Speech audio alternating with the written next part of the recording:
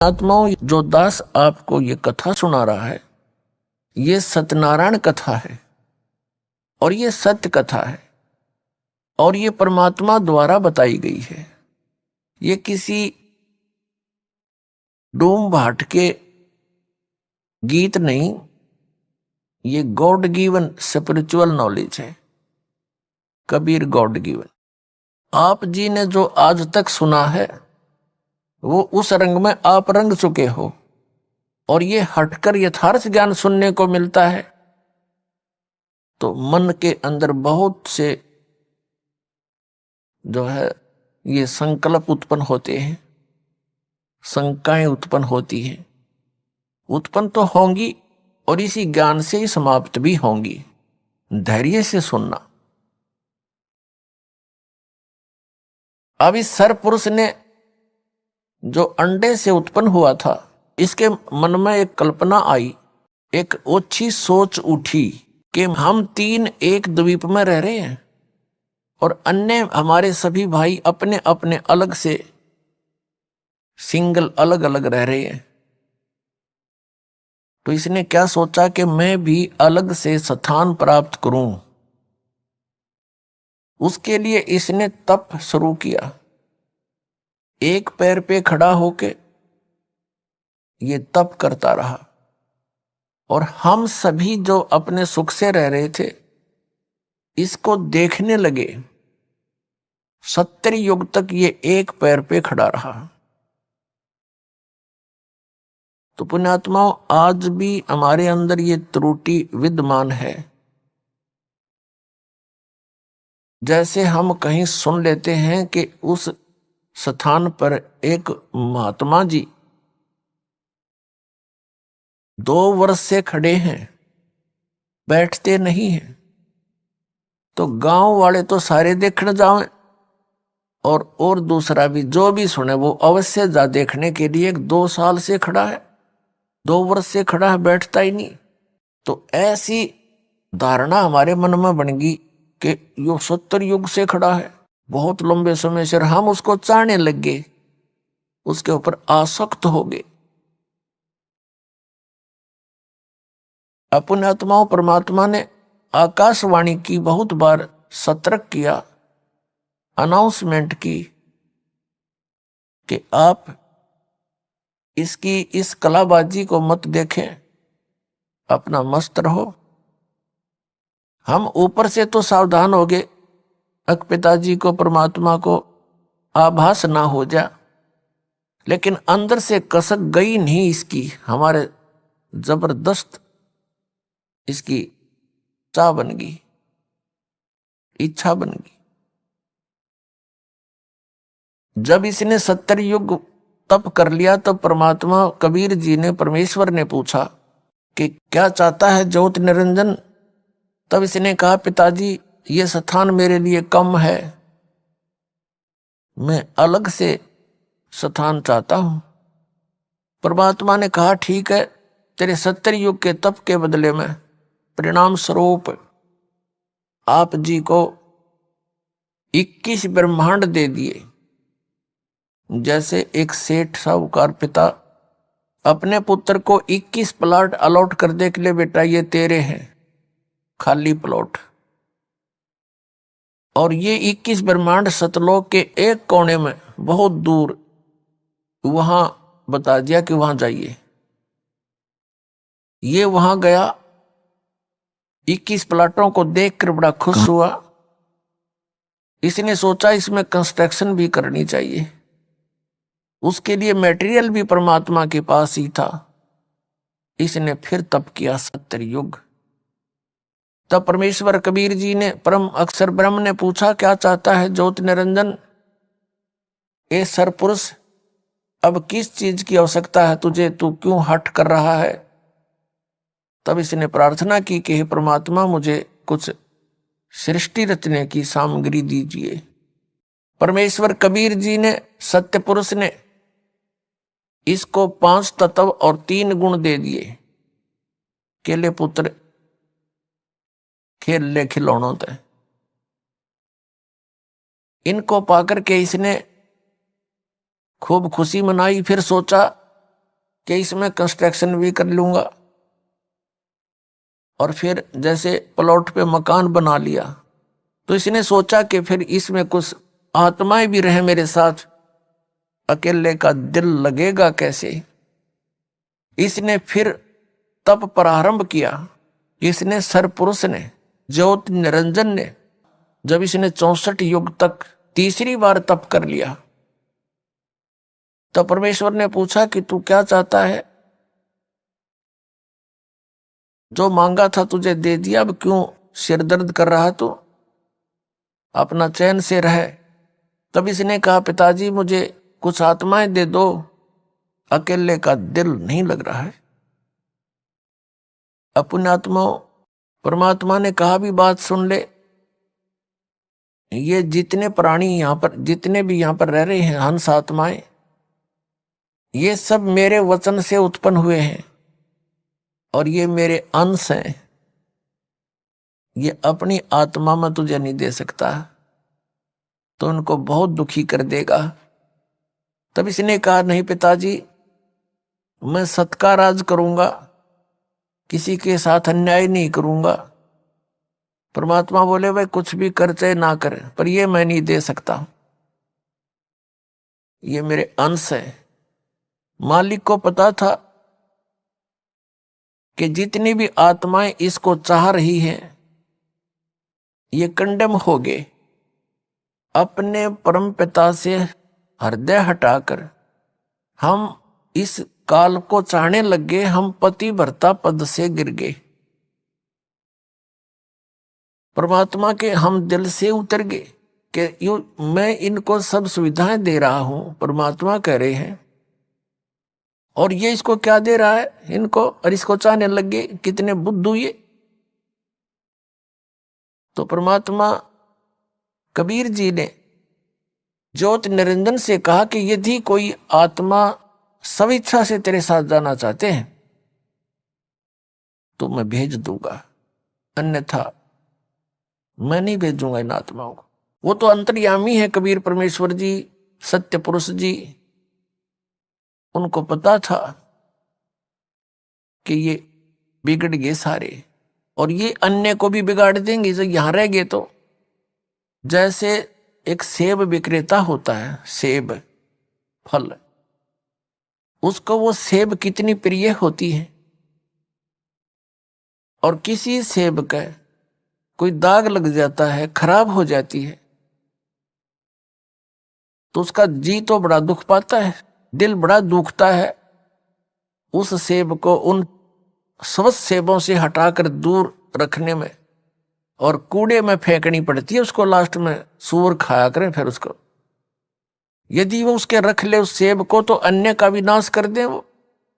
तो यही दशा आप जी हम सभी की वहां होगी थी।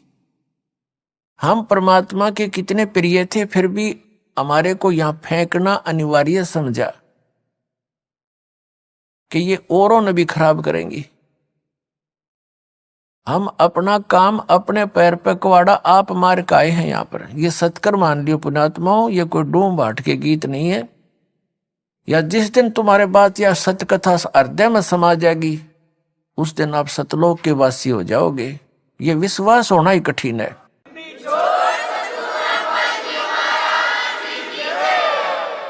तो परमात्मा ने कहा कि इनसे पूछ ले, जो तेरे साथ जाना चाहता हूं मैं भेज दूंगा। तो पुण्यात्मा, वो ज्योति निरंजन हमारे पास आया। हम तो पहले उसको चाह रहे थे, उसके आते ही चारों तरफ खड़े हो गए। उसने कहा कि मैंने पिताजी से 21 प्लाट लिए हैं, 21 ब्रह्मांड, उनमें ऐसे रचना रचूंगा, वहां पर ऐसे पहाड़ बनाऊंगा, झरने बनाऊंगा, फलदार वृक्ष लगाऊंगा, मेरे साथ चलोगे तुम? सभी ने, हमने एक सुर में कहा कि यदि पिताजी आज्ञा दे देंगे तो हम आपके साथ चलने को तैयार हैं। ज्योति निरंजन ने आकर के परमात्मा से अर्ज की कि हे परमेश्वर, हे पिताजी, कुछ आत्माएं मेरे साथ जाने को तैयार हैं, आपकी अनुमति चाहते हैं। परमेश्वर ने कहा कि मेरे सामने हाँ भरवा दे, सहमति करवा दे, फिर मैं भेजूंगा। कबीर परमेश्वर यानी सत्य पुरुष जी और ये सरपुरुष ज्योत निरंजन जो आगे चल के ये काल भी यही कहलाया, ये सरपुरुष। हमारे पास आगे दोनों सरपुरुष और परम अक्षर पुरुष यानी जिसको हम सत्य पुरुष कहते हैं। परमेश्वर ने आकर हमसे पूछा कि अभी जो हंस इस ज्योत स्वरूपी निरंजन यानी सरपुरुष के साथ जाना चाहता है वो हाथ खड़ा कर दे। अब पिताजी के सामने, क्योंकि जिसने पहले हमें कहा था कि इसके ऊपर आसक्त मत होना, कर्म बिगड़ जाएंगे तुम्हारे, तो नहीं हिम्मत पड़ी अपने मन की भावना को सार्वजनिक करने की। चुप हो गए, सन्नाटा छा गया, नीचे को गर्दन कर ली। तब परमेश्वर ने कहा कि ज्योति निरंजन, तू तो कह रहा था कि कुछ आत्माएं मेरे साथ जाना चाहते हैं, ये तो कोई भी तैयार नहीं है, झूठ बोल रहा था तू। तो उस समय एक आत्मा ने सबसे पहले हिम्मत किया खड़ा होने का और खड़ा होकर कहा हंस ने कि हे महाराज, हे परमात्मा, मैं इसके साथ जाना चाहता हूं। अब उसकी देखा देखी फिर हमने भी सोचा कहीं एकला आनंद लूट जाए, वहां पर हम रह जाए पीछे, तो हम सभी ने हाथ खड़े कर दिए दोनों। जितने भी यहां चींटी से लेकर हाथी तक, रंग से लेकर राजा तक, 21 ब्रह्मांड में ब्रह्मा विष्णु महेश ऋषि महर्षियों तक जितने भी आत्माएं हैं, ये सारे की सारी सतलोक से आए हुए हैं। तो हम सब ने हाथ खड़े कर दिए इसके साथ आने के लिए। हम इतने निर्लज्ज हो गए। तब परमेश्वर ने कहा कि ठीक है ज्योति निरंजन, अब जाइए अपने प्लाटों में। जिस भी आत्मा ने, जिस हंस ने तेरे साथ जाने की सहमति दी है, उन सब के नंबर मैंने नोट कर लिए। इन सब को भेजूंगा लेकिन दूसरे तरीके से। परमात्मा ने हम सभी को फिर से बीज रूप में बना दिया, अति सूक्ष्म शरीर बना दिया। और जिस आत्मा ने सबसे पहले, जिस हंस ने सबसे पहले स्वीकृति दी थी, वो लीडर पा क्या था, उसकी लड़की बना दी, कन्या 18 वर्ष की, जैसे एज हो ऐसी। और उसके अंदर परमेश्वर ने अपने वचन से हम सभी आत्माओं को फीड कर दिया उसके अंतःकरण में, और कहा बेटी मैंने तेरे को वचन शक्ति दे दी है। जितने भी जीव वो ज्योत निरंजन कहेगा, तू वचन से बोल देना, उतने ही वो जीव नर और मादा उत्पन्न हो जाएंगे। और सभी आत्माएं तेरे अंदर फीड कर दी है, डाल दी। उस लड़की के साथ अपना एक पुत्र सहजदास, जो पहले 16 पुत्रों में से सबसे पहले 16 वचनों से 16 पुत्र उत्पन्न किए थे परमेश्वर कबीर जी ने, उनमें से एक सहजदास भी है। सहजदास से कहा कि जाओ सहजदास, अपनी बहन को ज्योति निरंजन के पास छोड़ाओ। अब सहजदास लेकर के उस लड़की को, उसका नाम प्रकृति भी है, वही दुर्गा भी कहलाई, और उसी को आदि माया भी कहते हैं। उसको लेकर के ज्योति निरंजन यानी सरपुरुष के पास सहजदास आ गया और कह दिया कि ये इस लड़की के अंदर वो सभी आत्माएं फीड हैं, इसके अंदर डाल दी गई है पिता के द्वारा, जिन्होंने तेरे साथ आने के लिए सहमति दी थी। और ये इसको वचन शक्ति दे दी है परमेश्वर ने, जितने जीव तू कहेगा ये अपने वचन से उत्पन्न कर देगी, नर और मादा। ये कहकर के सहजदास अपने लोक द्वीप में आ गया। अब लड़की युवा होने के कारण उसका रंग रूप निखरा हुआ था। अकेली युवा लड़की को देखकर ज्योति निरंजन के मन में ये विकार उत्पन्न हुआ, जो आज आप सबके अंदर विद्यमान है।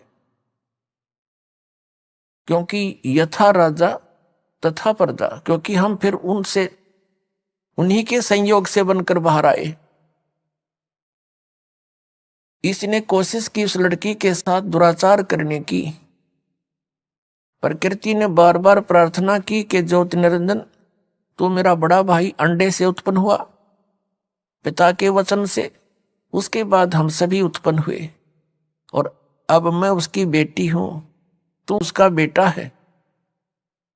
हम दोनों बहन भाई हैं, ये जुल्म ना कर, महापाप का भागी होगा।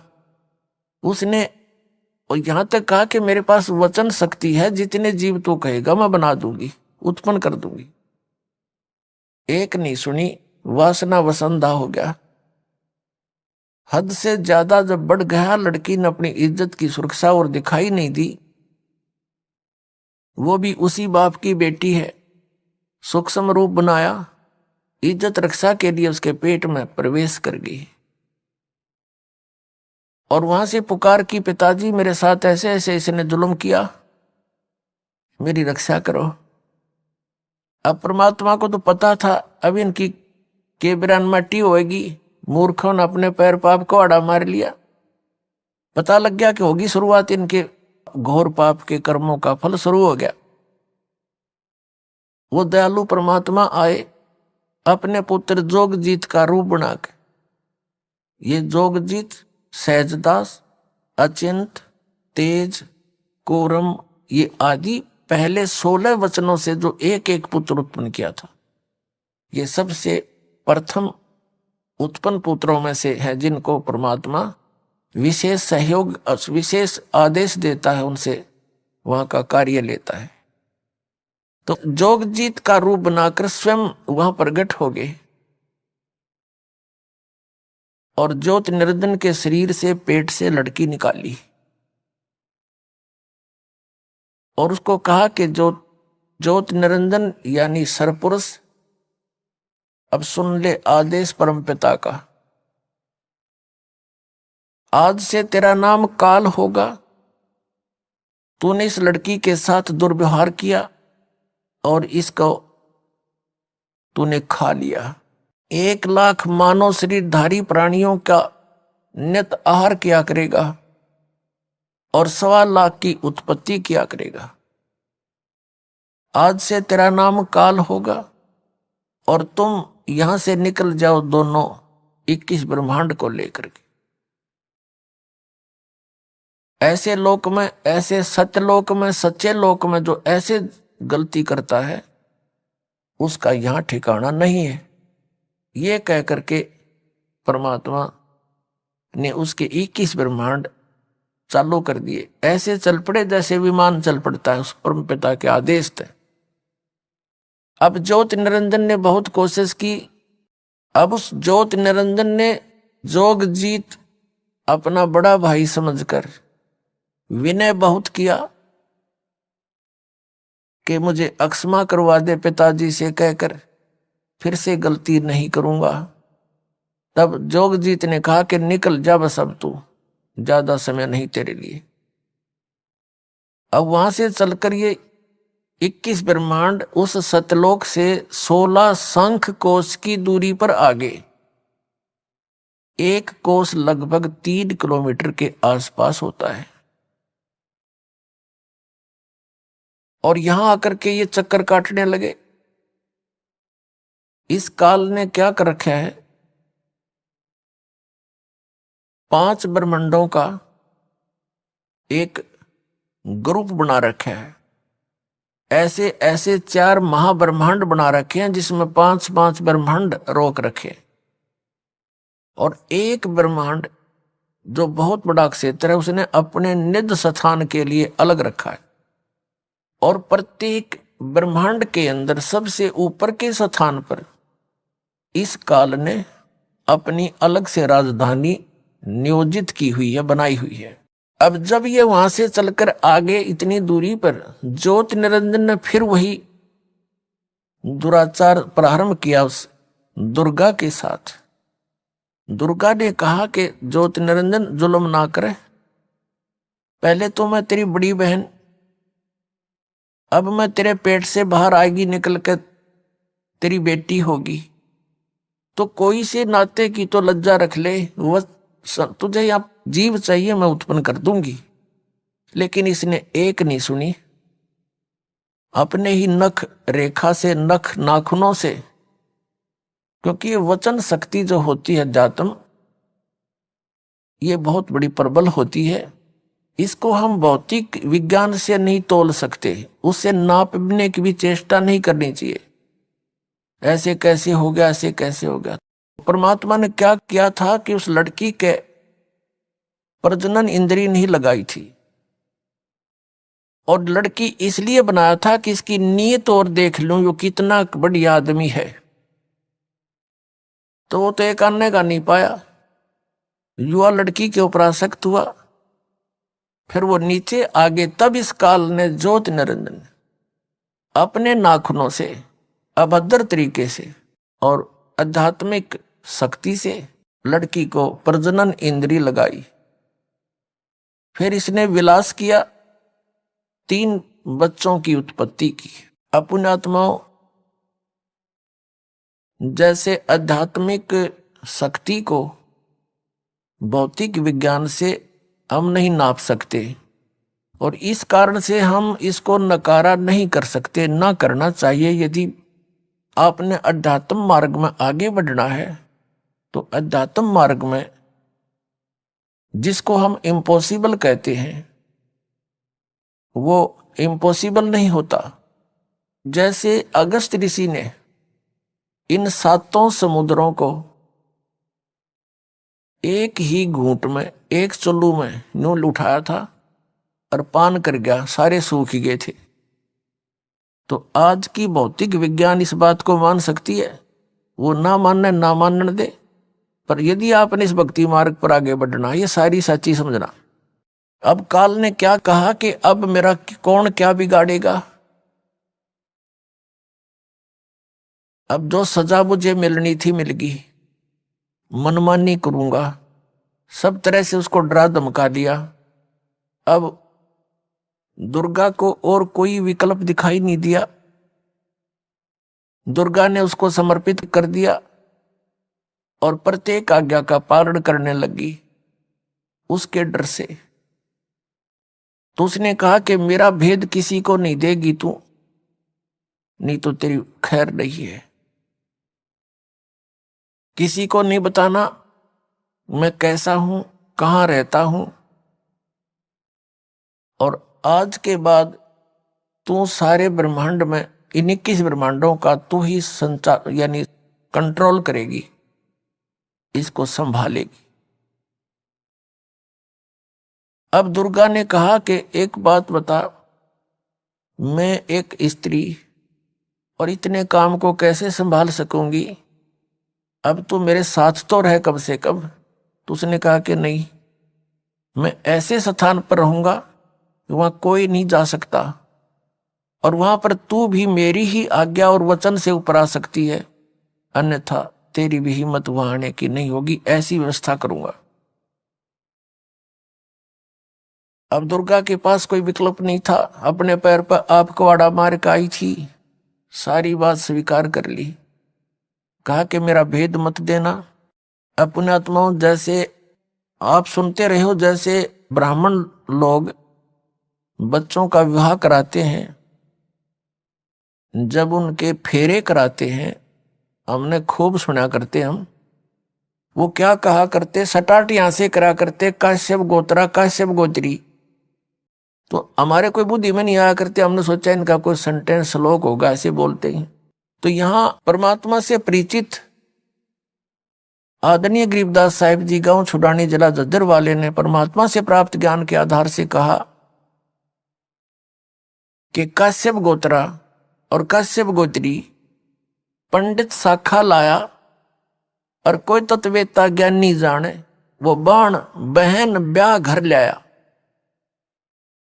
अब एक ही गोत्र की शुरू में ही बोलता है ब्राह्मण फेरे कराने वाला काश्यप गोत्रा काश्यप गोत्री, तो दोनों बाण भाई तो सरुआ बढ़ा दिए उसने।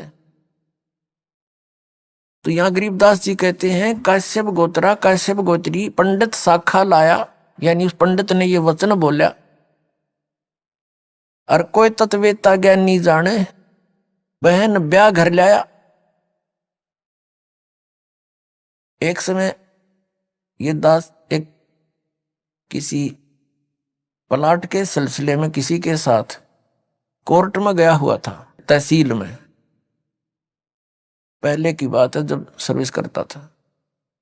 तो वहां एक नंबरदार था जो वहां गवाही गुई देते हैं, वो वहां रहते हैं तकरीबन।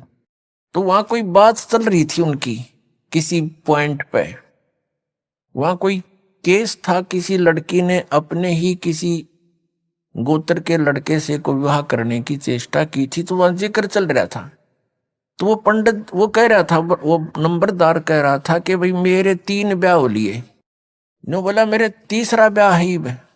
पहले वाली से एक बच्चा हुआ था, उसकी मृत्यु होगी, फिर दूसरा विवाह करा हुआ भी ऐसे किसी कारण से नहीं साथ रह पाई, उसकी भी मृत्यु होगी। और तीसरा ही करवाया है 10 एक वर्ष तक। तो तीनों बार पंडित ने अंबान भाई तो शुरुआत बना दिए थे, काश्यप गोत्रा काश्यप गोत्री, आप ना याद होता आप भी दान कर लियो, ऐसा वो कह रहा था। तो फिर तो सब का याद आवे, वो बोले वचन। और पंडित जी भी वहीं खड़ा था एक। तो उससे पूछ रहे थे भाई पंडित जी नो क्यों कहते हो तुम? वो बोला हमने नहीं पता, हमारे सारे कहते हैं, हम भी ऐसे कहते हैं। तो यहां परमात्मा ने बताया है, गरीबदास साहिब जी ने कहा है कि काश्यप गोत्रा काश्यप गोत्री पंडित शाखा लाया, कोई तत्वेता ज्ञानी जाने बाण ब्याह घर लाया।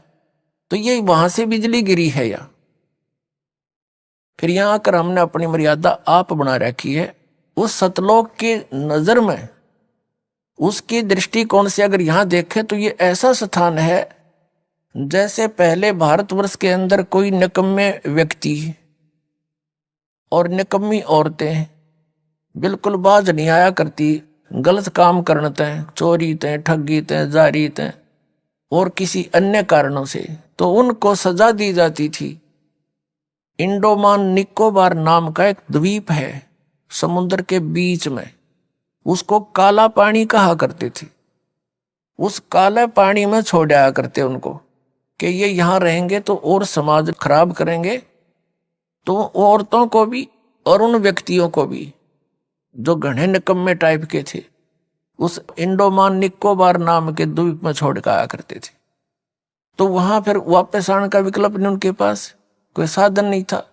तो वहां जैसे भी उन्होंने रहना था, कोई किसी ने कुटो छेतो, कोई किसी की इज्जत लूटो, कोई किसी का खसोट लाओ, है वहां ठाडे का राज।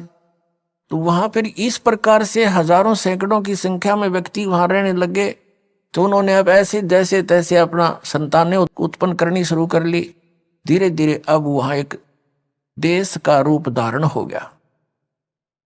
तो ये जो स्थान आप रह रहे हो 21 ब्रह्मांड, ये सतलोक से हम काले पानी भेज रखे हैं। यहां हमने आप पे फिर अपनी व्यवस्था बना रखी है, मर्यादाएं बनाई जीने के लिए, नाते गोत बनाए यहां पर रहने के लिए। तो परमात्मा हमें याद दिलाना चाहते हैं कि तुम इस गलत स्थान पर रह रहे हो, ये स्थान रहने का कौन है। अब प्रसंग उसी पर आते हैं। अब इस काल भगवान ने फिर अपनी सृष्टि अलग से रचना की। कैसे रची इसने? परमात्मा से प्राप्त उन 5 तत्वों से और 3 गुणों से अन्य रचना की। सबसे पहले इसने 3 पुत्रों की उत्पत्ति की। दुर्गा को अपनी पत्नी रूप में बनाकर इस काल भगवान यानी सरपुरुष को अब काल भगवान कहने लगे, क्योंकि काल प्रभु ब्रह्म भी इसी को कहते हैं, सरपुरुष भी इसे कहते हैं। पुण्यात्माओं, जितने भी अपने सदग्रंथ हैं उनको अब आसानी से समझा जा सकता है सृष्टि रचना की जानकारी के उपरांत।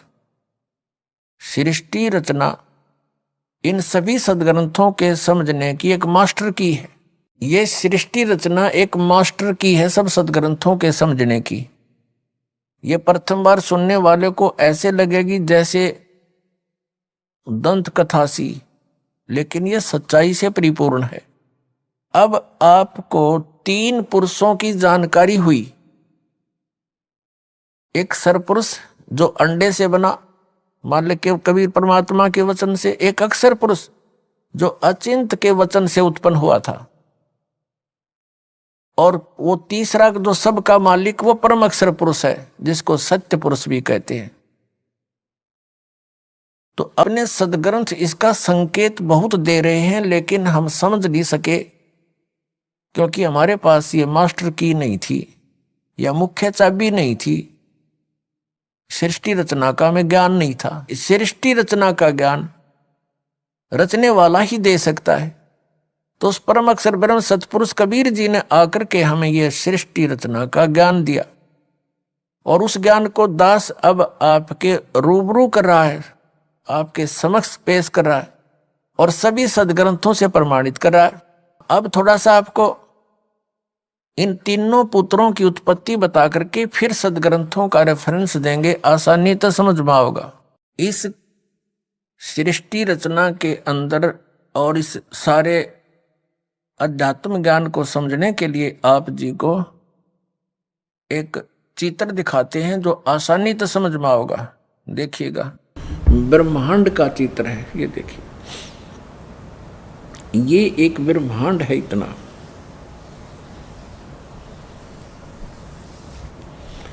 और इसमें क्या क्या स्थिति है देखिएगा। इसमें क्या है, नीचे के ये 7 लोक हैं, ये पाताल लोक है, और ये तलातल, महातल, वितल, अतल, सूतल, रसातल, ये पाताल लोक, ये पृथ्वी लोक, और ये शिव का लोक, ब्रह्मा जी का लोक, विष्णु जी का लोक, ये कोमन स्वर्ग और नरक, और ये इंद्र का लोक, स्वर्ग के राजा का लोक, ये धर्मराय का लोक जो न्यायाधीश है, ये मानसरोवर है, ये शपथपुरी सप्तऋषियों का अलग से नगरियां हैं, ये एक एक द्वीप है, और ये है ब्रह्मलोक, ये सारा ब्रह्मलोक है। इस ब्रह्मांड के अंदर ही ये ब्रह्मलोक है, और इस ब्रह्मलोक के अंदर इस काल ने एक और जाल फैला रखा है। एक ये तो महा इंद्र का द्वीप है, ये ब्रह्मलोक है जिसको महास्वर्ग कहते हैं। ये नकली सतलोक, नकली अलखलोक, नकली अगम और नकली अनामी लोक की रचना इस काल ने धोखा देने के लिए, जीवों को ये धोखा देने के लिए करवा रखी है। और ये दुर्गा का लोक है अलग से, ये समुद्र है शेष सारा, ये सब समुद्र है चारों तरफ, ये सारा समुद्र है। और यहाँ एक अलग से इसने गुप्त स्थान बना रखा काल ने, यहाँ कोई नहीं जा सकता इस काल की इच्छा बगैर। यहाँ इसने 3 स्थान बना रखे हैं। इस स्थान पर ये 3 ऐसे लंबे चौड़े क्षेत्र हैं, ये वैसे दिखा रखे आपको। ये बहुत हजारों किलोमीटर, हजारों कोस का क्षेत्र है।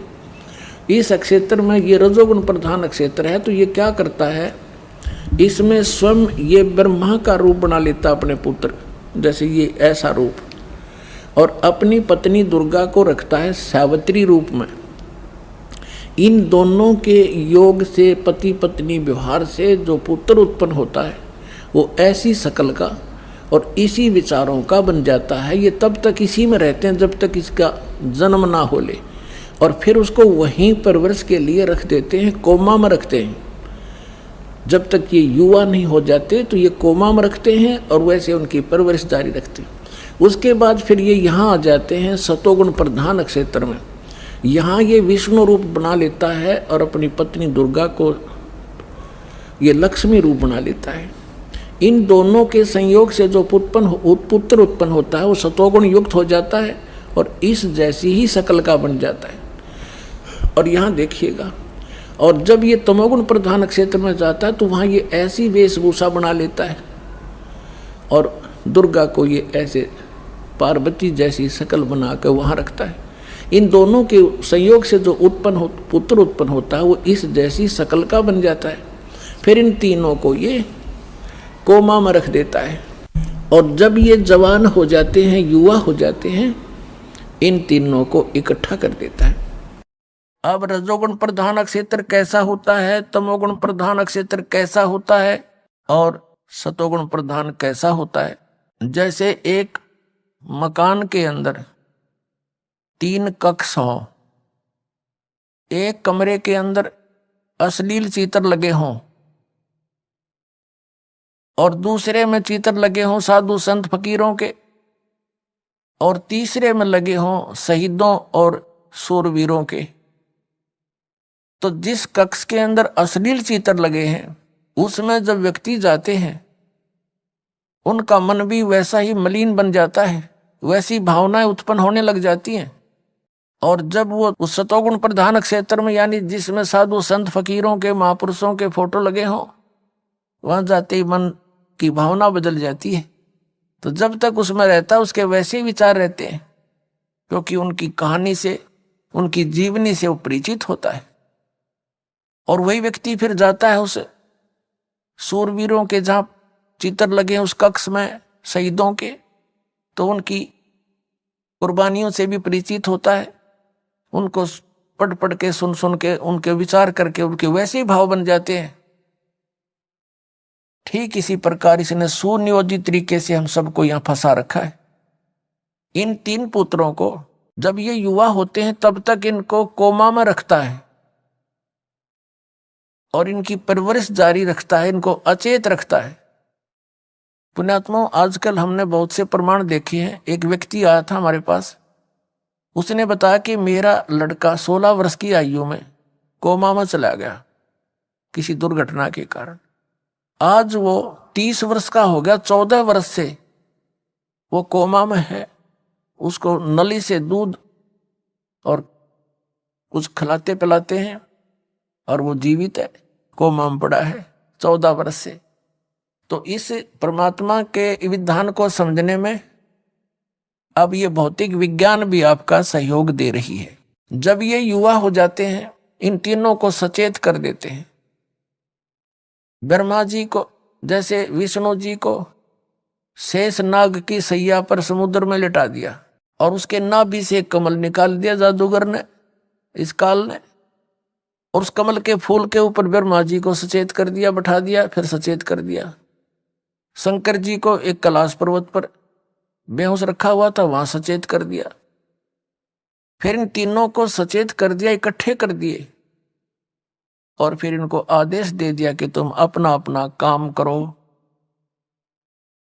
ब्रह्मा जी को सृष्टि रचने का, विष्णु जी को सतिथि बनाने का और शंकर जी को संहार करने का। उनमें तीनों वो गुण बना ही रखे थे पहले ही। फिर इनका विवाह कर दिया। दुर्गा ने अपने वचन से 3 लड़कियां उत्पन्न की, उनको समुद्र में छुपा दिया। इन तीनों को उसमें सागर मंथन के लिए भेजा। ये 3 लड़कियां निकली, तीनों को लेकर के मां के पास आ गई। तो मां ने कहा था, बेटा जो भी वस्तु निकले एक एक ले लेना, लेकिन उनका ध्यान रखना कि पहले कौन सी निकली है, दोबारा कौन सी, तीसरी बार कौन सी, पहचान रखना। वो तीनों लड़कियों की पहचान करके वो मां के पास ले आई। उनको बता दिया कि ये प्रथम निकली थी, ये द्वितीय, ये तीसरी बार। प्रथम निकली थी उसका नाम सावित्री रखा, ब्रह्मा से विवाह कर दिया। दूसरी बार निकली थी उसी में नंबर वाइज, तो उसका विवाह विष्णु जी के साथ कर दिया, उसका नाम लक्ष्मी रख दिया। और तीसरी जो निकली थी उसका नाम उमा रखा और भगवान शिव से विवाह कर दिया। अब तीनों को वचन से कह दिया कि यह तेरी पत्नी स्वीकार करो और जाओ अपने लोक में।